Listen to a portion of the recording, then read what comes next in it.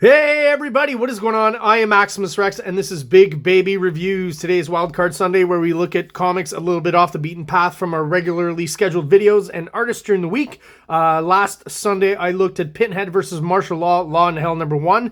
Today we're looking at the second issue and the last issue. It's a two-parter. First things first, we talked about last issue and in that review about gimmick covers from the 90s.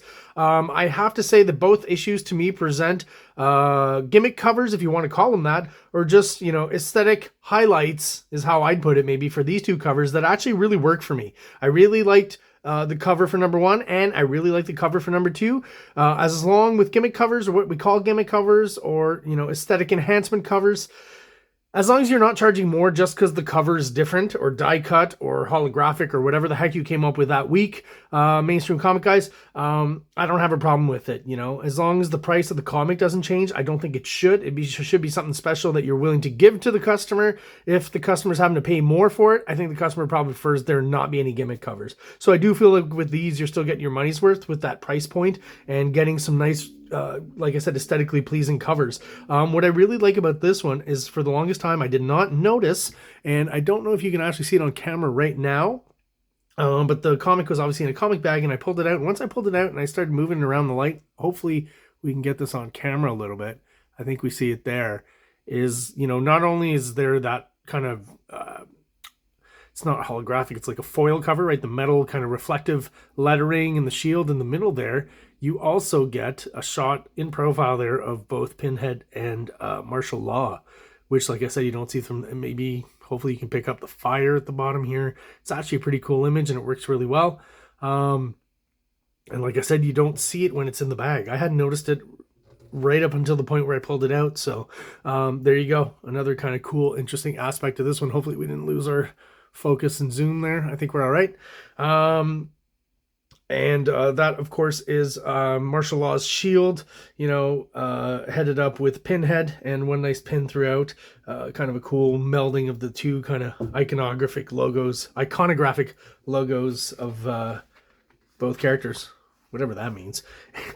Anyways, once again, Hellraiser was created by Clive Barker. Martial Law was created by Pat Mills and Kevin O'Neill. And Pat Mills and Kevin O'Neill are the creative team here, with Steve Buccellato on colors and Janice Chiang doing the letters.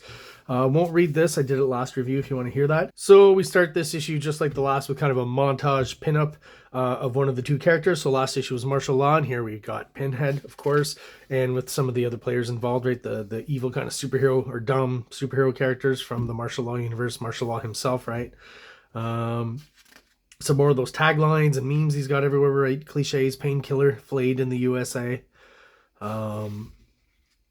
Again, I'm going to just, throw tons of kudos to Kevin O'Neill, who I didn't get as a kid, but eventually really got into. And again, this is another issue of his artwork that I really appreciate. He can really go crazy on this kind of story, obviously. And he's not afraid to just go out there and do some odd stuff every once in a while. Some just, quote unquote bad drawing or simple drawing, or you know what I mean? Like he runs the gamut, because the drawing itself can seem kind of deceptively simple and a little bit naive, but the overall like kind of layout and construction, the elements he's bringing together, and the level of detail. Sometimes when I say detail, I don't mean detail like noodly little lines or stuff, but elements within the picture, and gears in a machine, and the array of knives that some of these characters have is like belts and stuff you'll see throughout. He's just, a very surrealist kind of artist too, which I really appreciate more and more as I get older. I wish I had the same kind of freedom he seems to have when he's drawing, right? He'll just go for kind of the emotional, kind of sketchy version of it and not clean it up too much, and just, extrapolate from there. So what was interesting about this issue, there's a few things story-wise, because, most times I look at the art, and the art is great in this one, but I really do like the story of this as well. And there's a lot of talk in here about, past lives and reincarnation and the astral realm, and is it the Acacian Library they mentioned at some point? I'll get to it, right? But all these things that way back when this came out, I had no idea about when I was a teenager. I learned about a lot later, whether or not you believe in that kind of stuff. If you don't know what I'm talking about, you can look it up. But, the basic, ideas behind basic reincarnation and good and evil, all of these subjects are kind of addressed in this book, the astral plane, right? It's talked about. So I was pretty surprised to find all these kind of heady subjects being talked about way back in 1994, 95, right? Had I encountered this back then, I probably wouldn't have really picked up on it. I probably would have thought the writer was making it up, but he's clearly been interested in those kinds of subjects and done some research on those subjects. I'm sure I mentioned it, but this is a very kind of British book because I'm pretty sure Pat Mills is British. And just like every other British writer, they just don't like superheroes, right? I think it's kind of cultural in that, first of all, think about it. The first guy to kind of come into US comics and deconstruct the superhero and maybe ask the question, what if superheroes weren't just benevolent and, nice guys who were trying to help out or whatever, was Alan Moore, and he's British, right? So it kind of makes sense. And all these other British guys, Garth Ennis, a lot of the stuff that you read from Pat Mills, now I'm realizing with Martial Law, is just precursor to The Boys, right? Somewhat of an influence from Watchmen, probably, but pushing the concept, into new kind of stranger, weirder directions, a little more surreal, like I said, with the artist and the series in general. We're introduced to a character here who is basically supposed to be Martial Law's sidekick, Razorhead, Martial Law's assistant. So I guess you wouldn't call him sidekick. Whatever. Very interesting design. His head's just one big, huge razor blade. It's that British sensibility. Again, these kind of characters that to me resemble the Judge Dredd, Simon Bisley kind of vibe, right? Like there's something running through all those guys' kind of basic designs and ideas about comics and art that are very similar, right? I could totally imagine Simon Bisley drawing this character, right? Amazing. That would be great. These are twisted versions of superheroes. I think, I'm seeing more and more some sort of kinship between Simon Bisley and Kevin O'Neill. And again, they both come from British comics, so it makes sense. Yeah, okay, so I got to talk about this a little bit, the parody of superheroes, right? Because I just love at this point, yeah, I need to go back and read some of this because, again, I focus a lot on the art, but when there's good writing stuff, I want to point it out, or at least stuff that entertained me and I thought was funny or interesting, I just noticed, too, he's got blades between his, almost like Wolverine, but just very short blades. So they present, right, Razorhead. This is Razorhead, Martial Law's assistant. And now this is in his head, right? It's all thought balloons. So in his head, he's thinking, I knew something like this would happen when Marshall got involved with a superhero, he's dating a superhero, right? She's the one introducing Marshall to all these astral plane, higher levels of thinking kind of ideas, kind of the good side maybe of all that spirituality or whatever. I've never understood why heroes always want to save the world or gain ultimate power. Why can't they behave like normal people? I mean, my idea of a good time is to trap some geek down a dark alley, tell him I'm not going to hurt him, then slice him up real slow while I watch the shocked look on his face. But better pretend I'm as strange as they are. Fortunately, I speak fluent cliche too. So to me, that's like, definitely the writer kind of passing a commentary on superheroes and their tropes and their cliches. Garth Ennis would do it as well in The Boys and in Preacher as well. He would, make those kind of judgments about superhero. Like you read the comic and then you get to just a part of it, like this section here, where it's almost like you're hearing the writer talk to you directly. Like you're kind of picking up on it. Garth Ennis has those moments, so Pat Mill does as well. Again, maybe that's a British thing. I'm not quite sure. But yeah, they just do not like superheroes. I think, again, it's cultural, British people tend to be more realistic about things, maybe a little bit more cynical just generally as a culture, and something like hopeful, completely pure and good superheroes like say Superman is a pretty alien concept to them, and they just can't get behind it. They just don't really believe in that, I guess, is how I'd put it. At least I feel that way. I lived in England for a year, so I had some friends over there, and I kind of got to get the vibe of the place. And again, when it comes to superheroes, I get it now more, why they're just not into that idealistic kind of vibe. It's just not the British way. So again, speaking in cliches, and then the rest of the superheroes continue on to speak in cliches, and in the context of this story, it really proves how sometimes inane how inane superhero dialogue can be. But I think it's funny in this context, and I read it, so I'll read a little bit of it. We must, so now he's pretending to be superhero-ish, right? We must strike now. It's a slim chance, but the only one we've got. So he's fluent in cliche, as he says. So be it. We will fight a valiant fight against hopeless odds. He's the Thor kind of guy, I guess. Or maybe this guy, or maybe they switch because later on. Anyways, we have no time to lose. We must find a way to enter yonder box or face ignoble defeat, right? Because they've seen the box, and this is a really good panel. What is it? I think it's some sort of giant box with some sort of strange circles on the side. Yeah, okay, that's basically what it is. So continuing here, mayhap if we combine our powers, we can force it open. Aye, time to pull out the big guns. A full frontal assault is our only hope. Heads up, heroes, it's clobbering time. Let's party. Some sort of door is opening in the box. There's a strange green light within. I suspect it's some sort of dimensional portal. Okay, now I do have to remind everyone, if you've watched every video just this week, last Thursday, I did the Youngblood review where they kind of go into like the quasi Boom Tubes, New Gods kind of copied characters and meet and Die Hard, I swear, going into the Boom Tube or the tunnel, the interdimensional tunnel or portal, whatever you want to call it, basically it says the same thing as is being said here. And those books kind of came out around the same time. Not sure if there's a direct connection there, but wow, what a coincidence.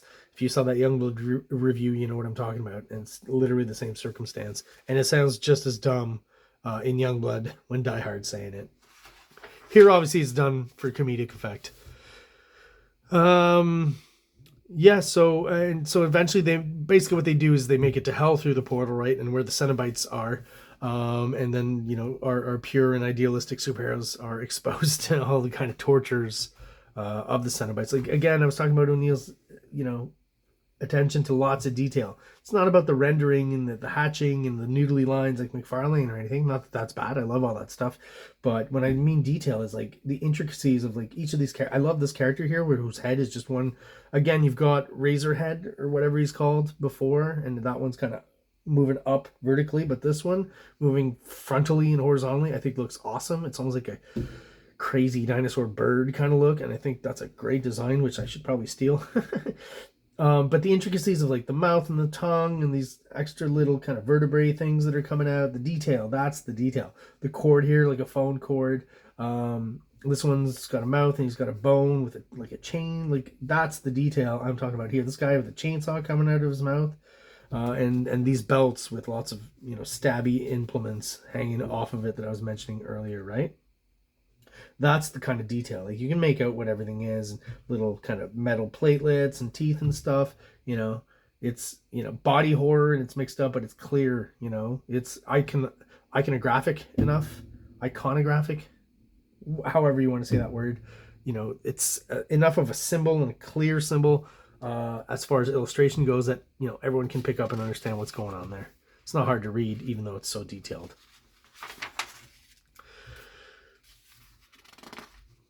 So yeah, I don't want to give away too much about the story, but I mean, you can tell from the art here what's going on. You've got a lot of conflict, obviously, between the superheroes and the Cenobites and martial law, and we finally get, you know, Pinhead and martial law pitted against each other directly, fighting. You get some cool kind of tricks in the art. So like, I like when he does this. He's done it before. I don't know if he's getting inspiration from Coppola's Dracula movie, but that stretched out kind of silhouette on the wall. Look at just the layering here, right? You've got the superhero and girl, you've got Pinhead, you've got some sort of weird contraption hooky thing here. They're standing on a ledge here. There's far away a bunch of characters on another ledge, big space. You've got, I think that's Martial Law jumping off the ledge here with his shadow, huge shadow of him in the back there. All very clear, very designy and simple again. Very, very much symbolically illustrated.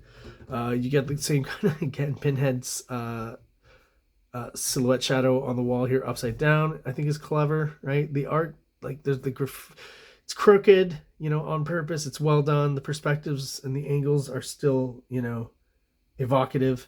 This is a great shot here too, falling down into, I guess it says bloodbath, so, you know, guts and blood and stuff.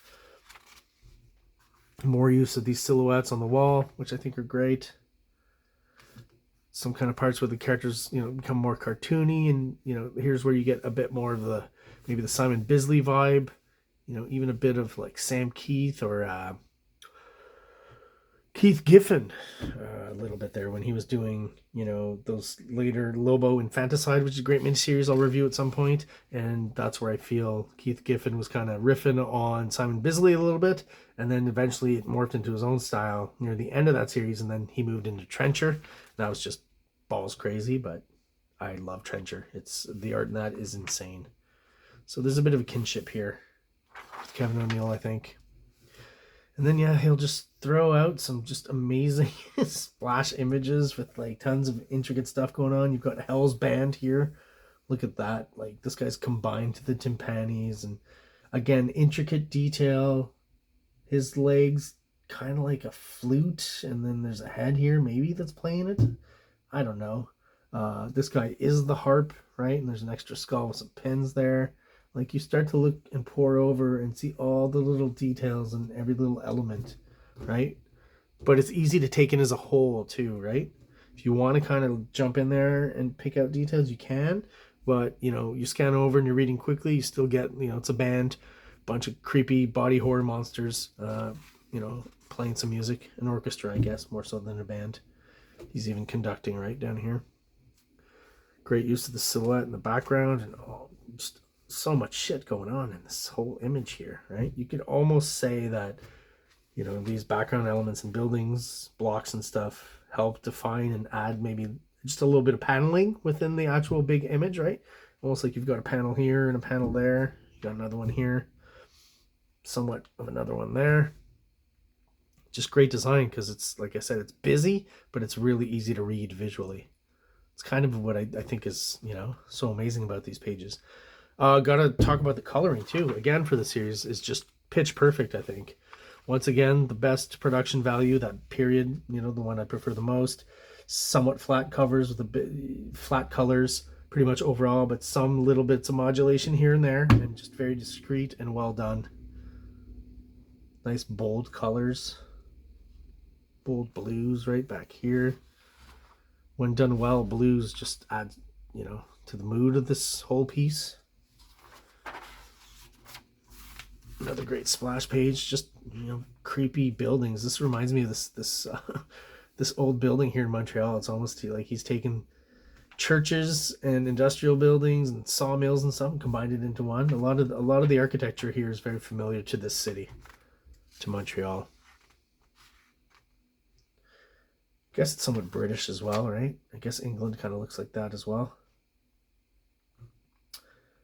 Yeah, every environment he draws is just like so evocative, you know? Simple and evocative. Perspectives are just nice and clean. Rendering is pretty clean overall. Kind of cartoony, but very clean. And sometimes I'll just love this, how he just threw in just a bunch of ink there. Spatter. Probably masked this off and used a brush. Maybe I used a toothbrush, but, you know, everyone's got different tools.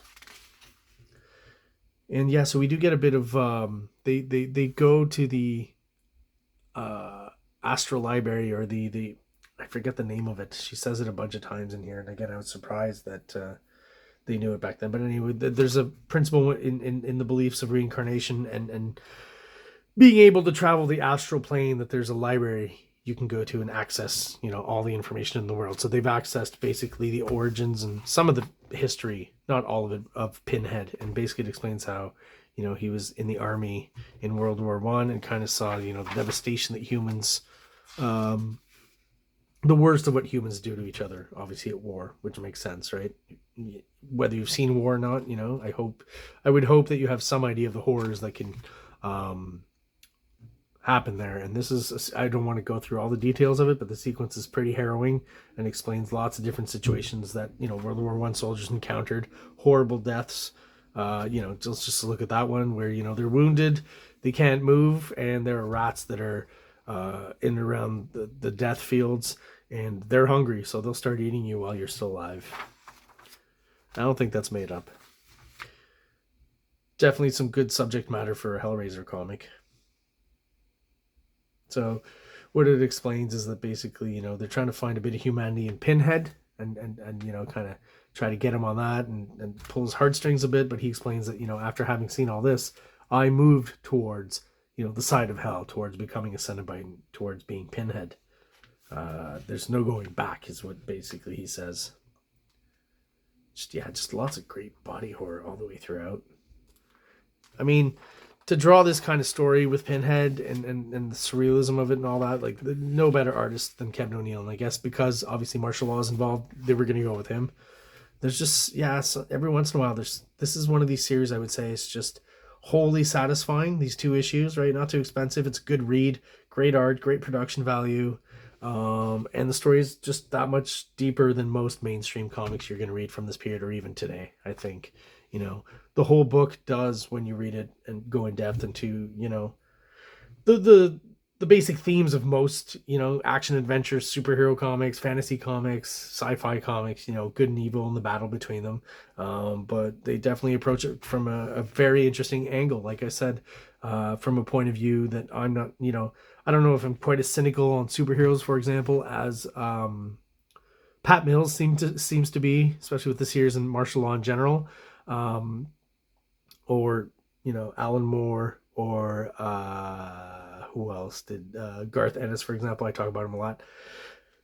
I can go with both versions, right? Like, I can accept the more kind of glossy superhero idyllic version, which is maybe more the American view on superheroes, right? And enjoy that in some instances and find other stories really crappy and shitty.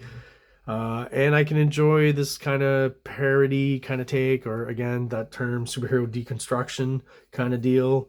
As long as it's entertaining, right? Like, I can read, I've talked about, I'm sure before, I can read books that have a point of view that's different than mine, but if it's still entertaining in some way or interesting, then I'm okay with that, even if I don't agree necessarily with the author's point of view on something. I can still find the book enjoyable. So, like I said, I don't know if I'm quite as cynical on superheroes as Pat Mills is, but I can definitely appreciate his and enjoy his cynical view on it and how he sees it and the kind of funny parodies he comes up with here, right? Because, at this point, the superheroes are just getting slaughtered. I like this guy, U.S. Steel, who I guess is kind of Iron Man, maybe, with kind of a Captain America type name, but like that design, I think is pretty cool. There's something a little bit akin every once in a while, too, I'll say, to maybe some Eric Larson in some of the designs of the characters and the superheroes, especially. Something akin to his stuff. Another weird looking Cenobite here with just a scissor arm, Some interesting claws all the way around. Muscle bitch. More little taglines and memes. So makes a deal with Pinhead to basically, go back to Earth. They kind of figured out that they're both into a little bit of pain and evil, right? And Marshall now separates from his girlfriend as he's not willing to let go of his activities of hunting superheroes, which he enjoys. And that's basically where they part here, I guess, she's considered to be a good character, right? And Martial Law is just not that. So she's shooed off, and we end off with an orgy scene, of course. Again, when I talk about the boys and even Brat Pack, I guess I'll throw in there, although Brat Pack's been out by now. So I wouldn't say they copied this, but this is a recurring theme with superheroes where, mixing sexuality in there all of a sudden is something that right away makes it quite different from what we're used to with, the traditional mainstream superhero, right? I guess that's in and of itself has become now kind of a cliche or a trope within superhero, once again, deconstructionism. But I enjoy all of them, starting from Watchmen and then, moving on with, again, Martial Law started before Brat Pack, then Brat Pack, then The Boys. I've enjoyed all those series, and, the through line, I think, with all of those is the fact that the writers are British. So it's just, like I said, there's a cultural thing there where superhero deconstructionism is kind of just a British thing, is how I'd put it. So there you go, guys. That's my review of Pinhead versus Martial Law, Law and Hell #2. I definitely recommend the series, issue 1 and 2. Wholly entertaining, great art, great production value, great coloring, and you can still get these for pretty cheap. I don't know how big of a print run is out there, but like I said, no one's really looking for these, I don't think. So if you're looking for some old school kind of 90s storytelling, art, and a little bit of gore and body horror, check this one out. I really enjoyed it. Thank you guys for joining me on a Sunday. Everyone who's subscribed and still watching, thank you for still being there. Everyone who's watching who's not subscribed, please do so below. Hit like, hit subscribe. It's really quick for you. Helps out the channel, helps get us out there to other people who might subscribe as well and like the same kind of content that we do, namely comic books. Everyone out there, have a great Sunday afternoon. Like, subscribe, like, subscribe.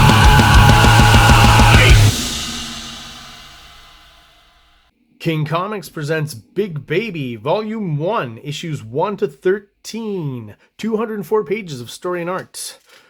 King Comics also presents Star Crasher one-shot, 32 pages, cosmic sci-fi surrealist adventure.